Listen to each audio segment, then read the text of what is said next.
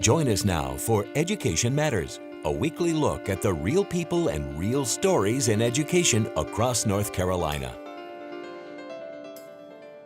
Welcome to Education Matters, presented by the Public School Forum of North Carolina. I'm Keith Poston. This week, 1.4 million North Carolina children return to class for the start of a new school year.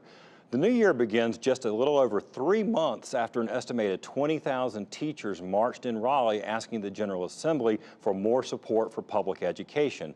This week, we talked to the president of the North Carolina Association of Educators, the group that organized the march, on what was accomplished and what he believes still needs to be done. We're also going to talk to the superintendent of one of the state's fastest growing school districts, Johnston County Public Schools, about the challenges and opportunities he sees as the new school year begins. Before we tackle our main topic, we open with EdLines, a quick scan of education headlines across North Carolina and the U.S. Last week, teachers from around North Carolina held events demanding that state legislators do more to improve conditions in public schools. 7 town hall type meetings were held across the state, organized by a group known as Red for Ed NC. The events were held in Buncombe, Forsyth, Macon, Mecklenburg, Pitt, Wake, and Wayne counties.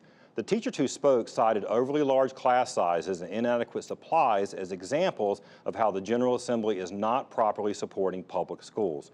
Red for Ed NC presented a declaration in defense of North Carolina's public school children signed by teachers from 104 school districts and plans to conduct outreach this fall in the run-up to the November elections. Charlotte-Mecklenburg Schools, once a national model for school integration, is taking a new approach this school year after seeing nearly all the progress it had made vanish as integration efforts were abandoned in favor of neighborhood schools and rapidly expanding school choice.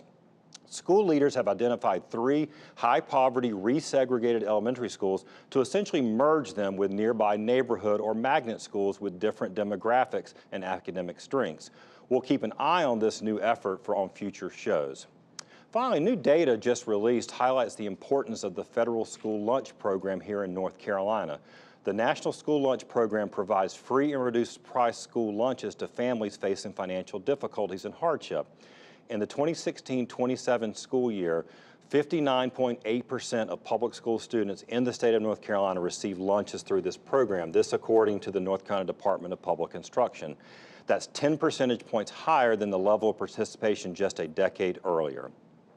Remember, you can visit the Public School Forum's website at ncforum.org, click Education Matters, and read more about each of these headlines as well as all the other topics we cover each week.